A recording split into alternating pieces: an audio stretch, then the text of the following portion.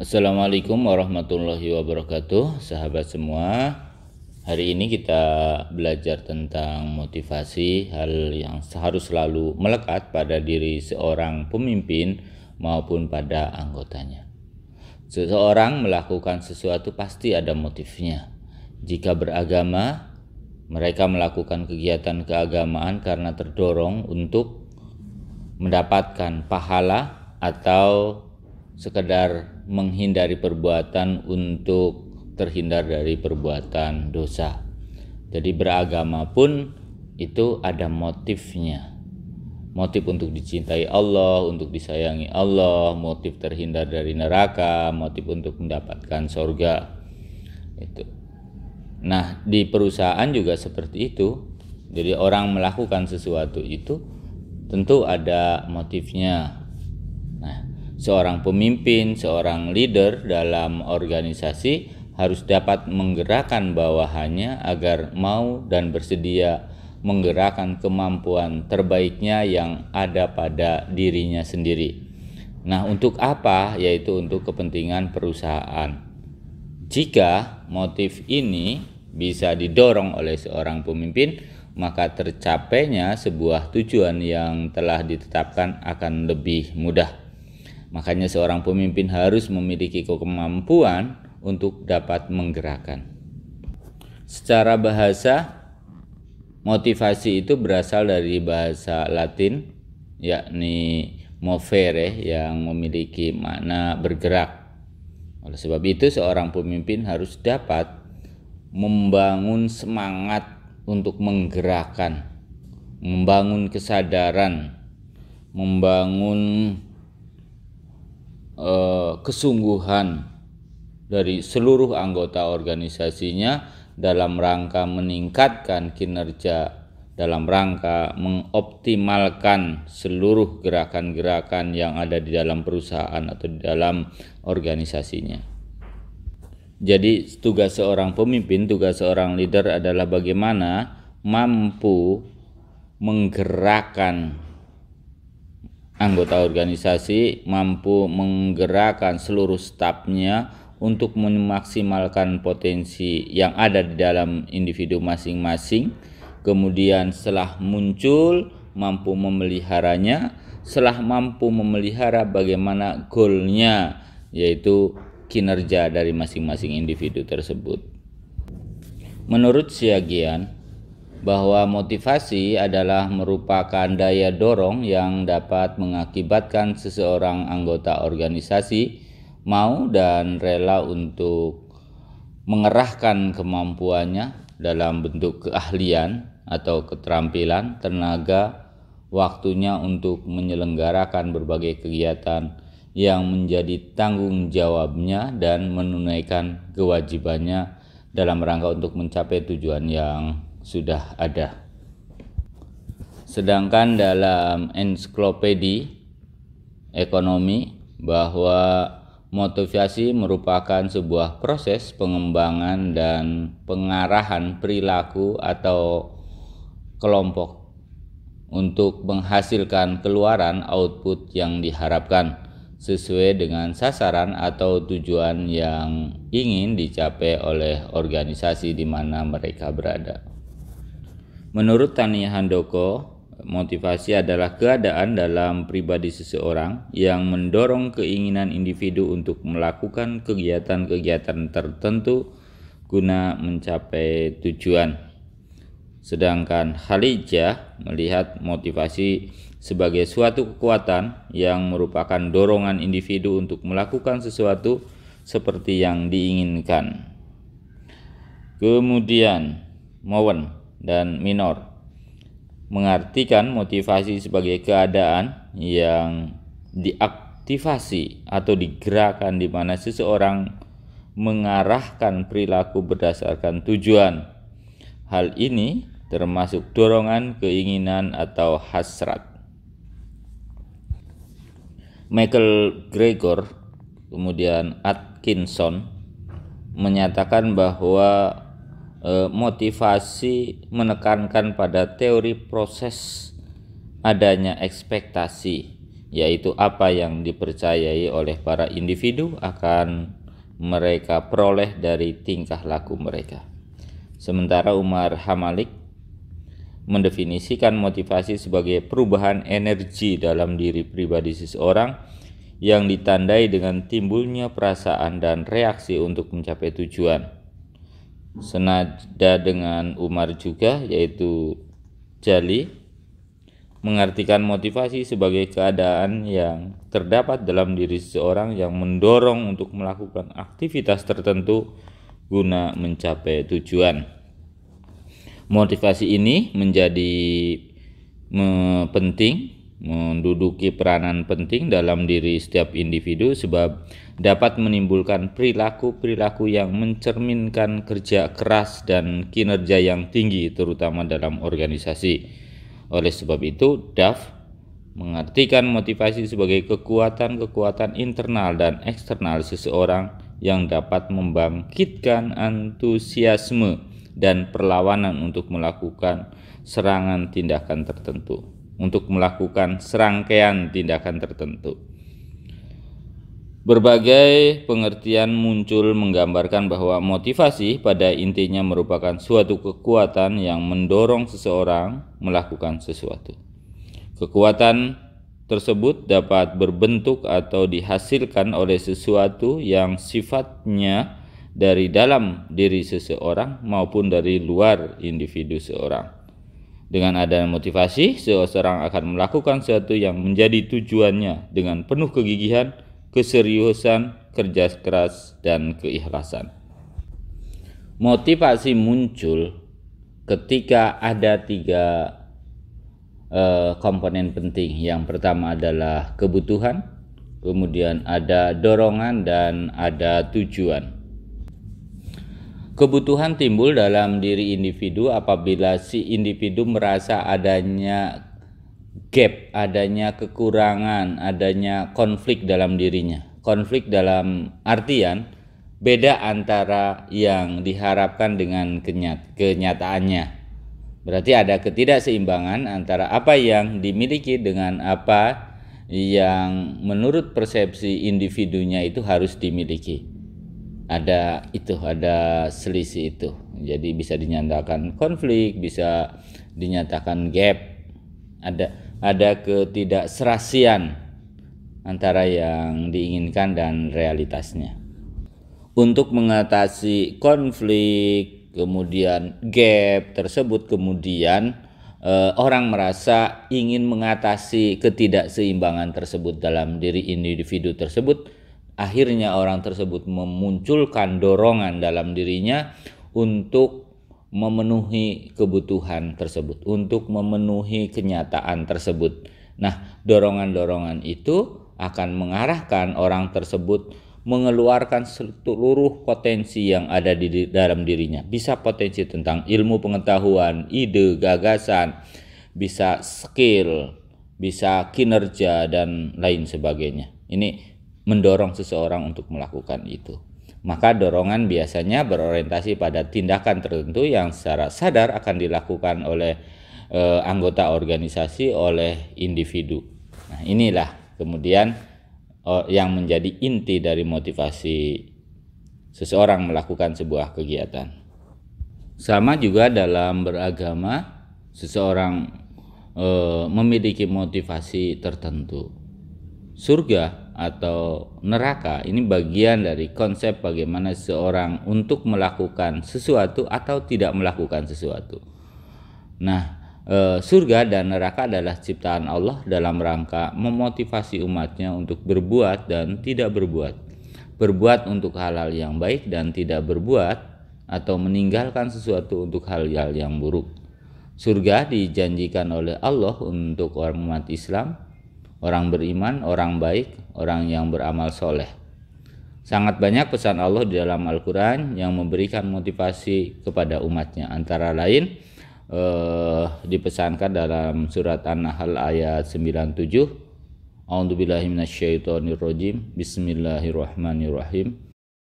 Man 'amila sholihan min dzakarin aw untha wa huwa mu'minun falanuhyiyannahu hayatan thayyibah wala najziyannahum ajrahum bi ahsani ma kanu ya'malun, yang artinya barang siapa yang mengerjakan amal saleh baik laki-laki maupun perempuan dalam keadaan beriman, maka sesungguhnya akan kami berikan kepadanya kehidupan yang lebih baik, dan sesungguhnya akan kami beri balasan kepada mereka dengan pahala yang lebih baik dari apa yang telah mereka kerjakan. Terlihat dari sini bahwa Allah juga menjanjikan dan memotivasi untuk mengerjakan amal soleh, baik laki-laki maupun perempuan, dengan syarat dia beriman. Maka pesan Allah menyatakan kepada mereka akan diberi kehidupan yang baik, dan sesungguhnya kata Allah, kami akan beri balasan kepada mereka dengan pahala. Sudah kehidupannya baik, pahalanya dapat, gitu kan, dari apa yang telah mereka kerjakan ketika mereka berbuat baik dan ketika mereka beriman. Kemudian pesan Allah Subhanahu wa taala, wa id ta'adzana rabbukum la in syakartum la azidannakum wa la in kafartum inna 'adzabi lasyadid wa qala Musa in takfuru antum wa man fil ardi jami'an fa innallaha laghaniyyun hamid. Dan ingatlah juga tatkala Tuhanmu memaklumkan, sesungguhnya jika kamu bersyukur pasti kami akan menambah nikmat rizki kepadamu, dan jika kamu mengingkari nikmatku maka sesungguhnya siksaku, azabku sangatlah pedih. Nah, ini tampak bahwa mengingatkan kepada kita, Allah juga memotivasi kepada kita agar selalu bersyukur apapun yang kita dapatkan, agar kita bisa tersenyum. Nah, ketika orang bersyukur bisa tersenyum, maka akan muncul motivasi dalam dirinya. Kata Allah, kalau kamu bersyukur, maka nikmatku akan ditambahkan kepadamu. Tapi jika kamu mengingkari, maka sesungguhnya adabku sangatlah pedih. Jadi tidak bersyukur juga adabnya sangat pedih. Pasti akan diberikan balasan berupa azab. Kalau bersyukur akan ditambah nikmat, kalau tidak bersyukur akan diberikan azab. Ini peringatan dari Allah kepada kita. Ternyata mudah sekali untuk kita membuka surga. Banyak dari kita menakut-nakuti surga, begitu sulitnya. Tapi kata Allah, ketika kita bersyukur aja, ketika kita bersyukur atas nikmat yang kita berikan, maka Allah justru akan menambah pada kita. Berarti dalam konsep lingkup ketika kita beriman otomatis. Tetapi kalau tidak, maka adabku sangat pedih. Dan repotnya ketika orang tidak bersyukur, itu bagaimana cara kita untuk bisa kembali di jalan Allah agar kita bisa bersyukur. Otomatis yang dibutuhkan oleh kita, pemimpin harus bisa memotivasi anggota organisasinya agar seluruhnya bisa bersyukur kepada Allah Subhanahu wa taala atas nikmatnya. Kita melihat di sini dua motivasi yang dibangun, yaitu melakukan sesuatu bentuknya bersyukur, dan tidak melakukan sesuatu artinya tidak bersyukur. Karena bersyukur akan dapat balasan itu berupa penambahan nikmat dari Allah, tetapi jika kita tidak bersyukur, berarti bagaimana kita untuk tidak melakukan sesuatu agar kita dicintai Allah itu dengan cara menghindari tidak bersyukur. Nah, ini Allah sudah mengingatkan, kalau kita tidak bersyukur, katanya Allah, ini siksanya amatlah pedih. Begitu juga di dalam surat Al-Hud yang artinya, dan dia berkata, hai kaumku, mohonlah ampun kepada Tuhanmu. Nah, jadi perintah kita Allah untuk minta ampunan kepada Allah, lalu bertobatlah. Kemudian kita bertobat. Ketika kita melakukan kesalahan, perintah Allah kita untuk bertobat. Berarti bertobat ini tidak melakukan, kan?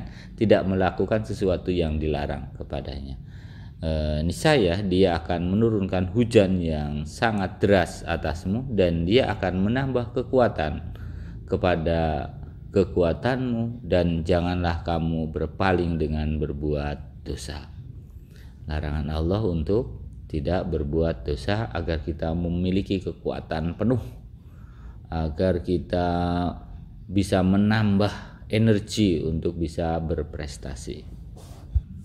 Kemudian Allah berpesan juga, a'udzubillahi minasyaitonirrajim, bismillahirrahmanirrahim, alladzina yadhkurunallaha qiyaman wa qu'udan wa 'ala junubihim wa yatafakkaruna fi khalqis samawati wal ard Rabbana ma khalaqta hadza batilan subhanaka faqina azabannar.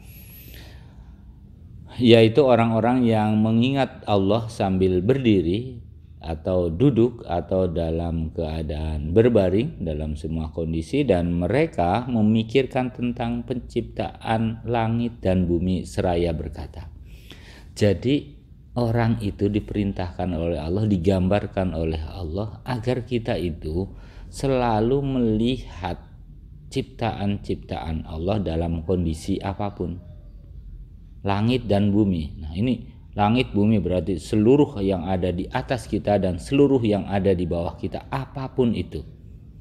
Seraya berkata, ya Tuhan kami, tidaklah Engkau menciptakan ini dengan sia-sia. Maha suci Engkau, maka peliharalah kami dari siksa neraka. Nah, tampak oleh kita bahwa Allah sudah menciptakan seluruhnya, tetapi butuh orang yang selalu mengingat Allah, mengingat kebesaran Allah. Untuk apa sih? Untuk menemukan sesuatu di balik buatan Allah tersebut. Kita itu khalifah. Allah menciptakan malaikat, Allah menciptakan syaitan, Allah menciptakan manusia. Tiga kondisi itu, tiga makhluk tersebut pasti memiliki rahasia di balik ciptaannya semua. Allah menciptakan pohon, Allah menciptakan hewan, Allah menciptakan burung, menciptakan ikan, juga pasti ada rahasia yang disembunyikan oleh Allah. Makanya kita harus dalam kondisi duduk, berdiri, mengingat Allah. Kalaupun tafsirnya kemudian beberapa ulama mengatakan tidak ke arah itu, tapi itu bisa kita ambil. Nah, dalam perbedaan juga pasti ada rahasia yang disembunyikan oleh Allah. Oleh sebab itu, jangan pernah kita merasa menjadi yang terbaik, yang paling benar. Karena apa? Karena Allah mengingatkan kepada kita bahwa kita itu harus selalu memikirkan ciptaan Allah, apapun bentuknya.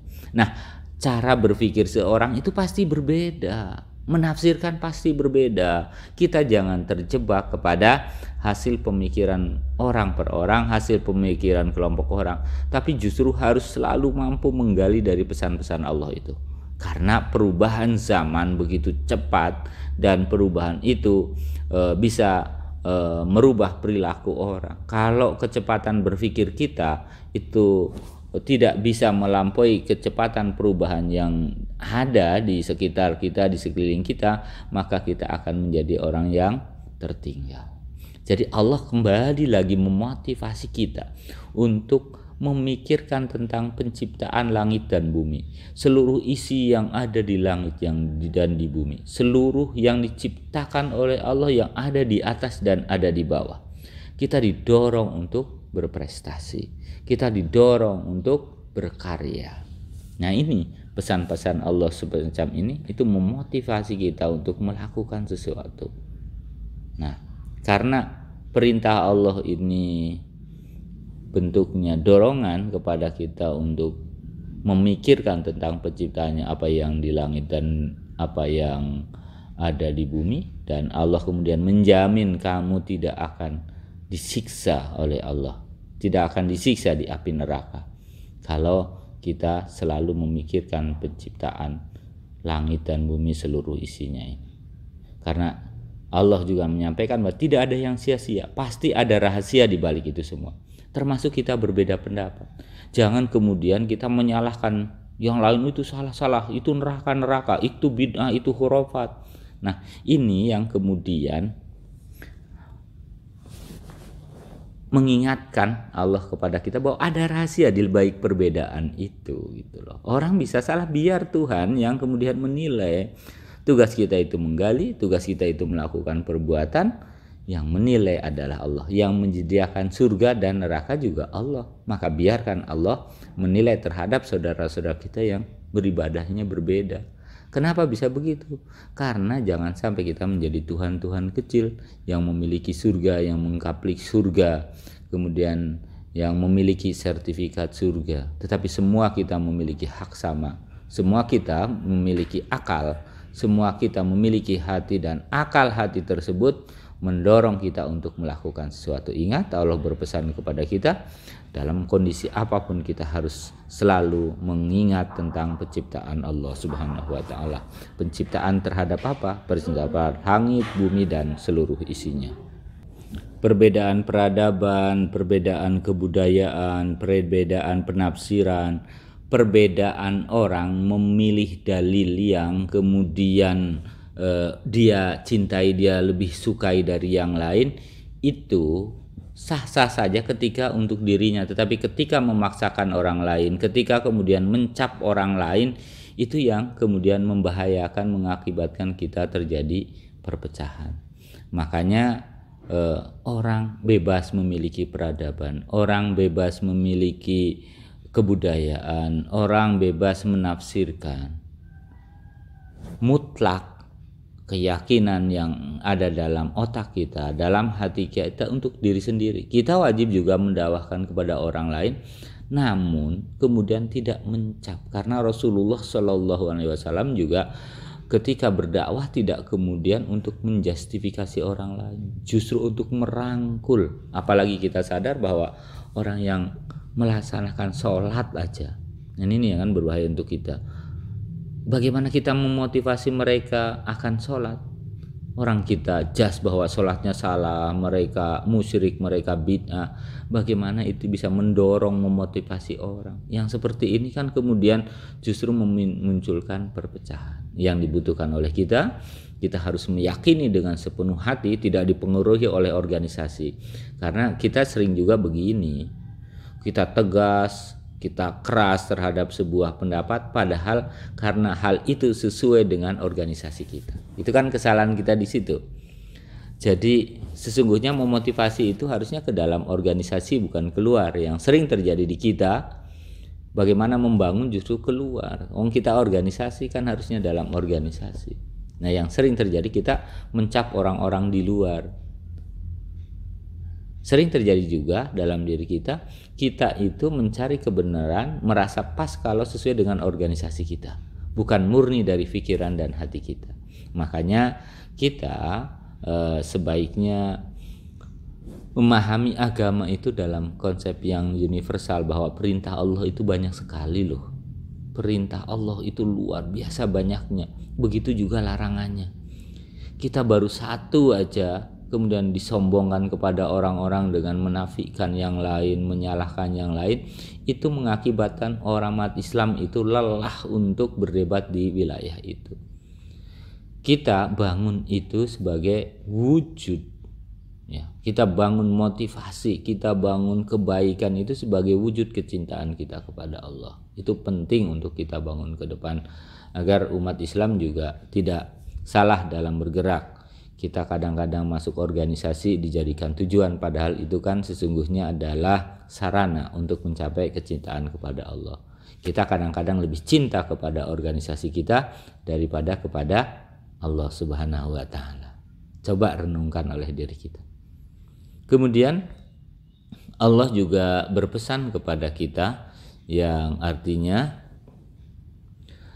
sesungguhnya orang-orang yang mengatakan Tuhan kami adalah Allah, kemudian mereka meneguhkan pendirian mereka, maka malaikat akan turun kepada mereka dengan mengatakan ala takhafu wala tahzanu wa absyiru bil jannatil lati kuntum tu'adun. Janganlah kamu takut dan janganlah merasa bersedih, dan gembiralah dan gembirakanlah mereka dengan jannah yang telah dijanjikan Allah kepadamu.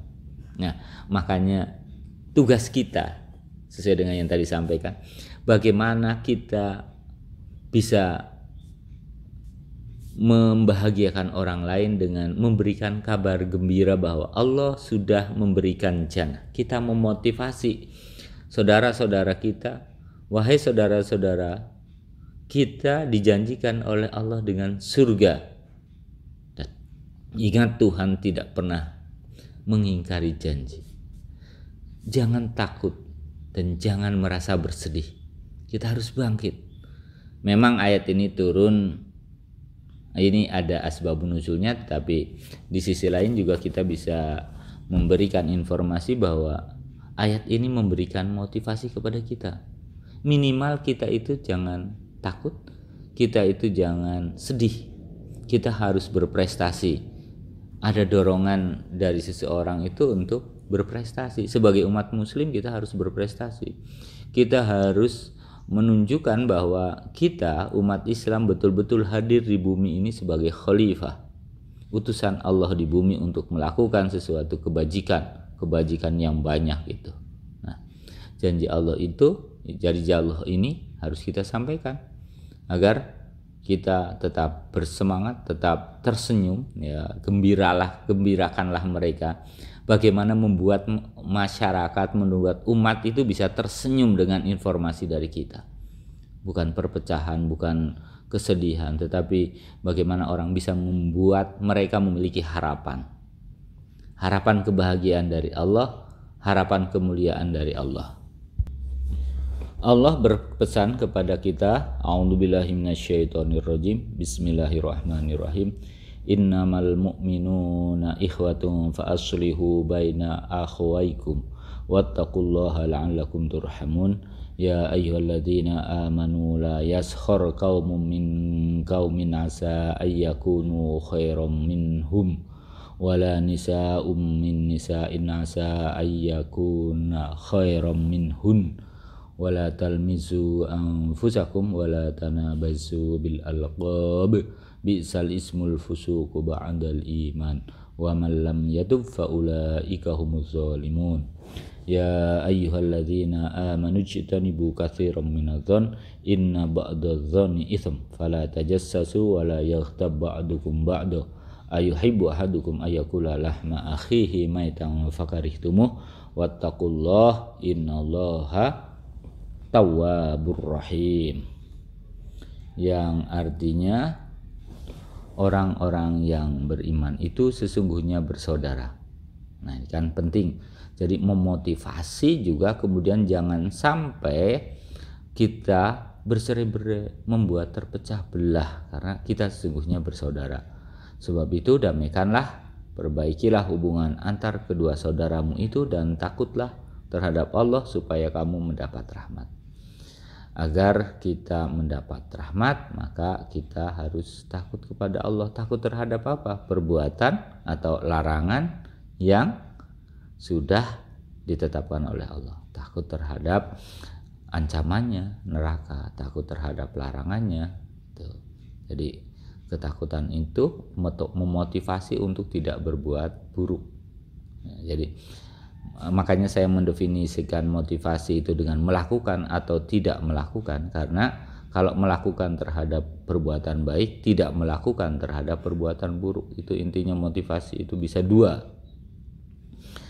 Kemudian, hai orang-orang yang beriman, janganlah sekumpulan orang-orang laki-laki merendahkan kumpulan yang lain. Tadi saya sudah sampaikan, kita dilarang oleh Allah untuk merendahkan satu kelompok dengan kelompok lain. Kita harus saling memuliakan. Perbedaan itu bagian dari rahmat yang akan mendorong kita untuk lebih kreatif. Jadi kalau ada perbedaan kemudian tidak memunculkan kekreatifan, tidak memotivasi untuk lebih baik, berarti itu harus dihindarkan. Boleh jadi, kata Allah, yang ditertawakan itu lebih baik daripada mereka, dan daripada mereka. Maksudnya Kita tidak boleh mentertawakan orang karena yang mentertawakan itu bisa jadi lebih buruk. Dan jangan pula sekumpulan perempuan merendahkan kumpulan yang lainnya. Boleh jadi direndahkan itu lebih baik. Jadi yang direndahkan bisa jadi lebih baik, dan janganlah suka mencela dirimu sendiri. Mencela diri sendiri juga tidak boleh, apalagi kemudian mencela orang lain. Ini bagus buat kita renungkan agar seorang pemimpin punya perilaku wise.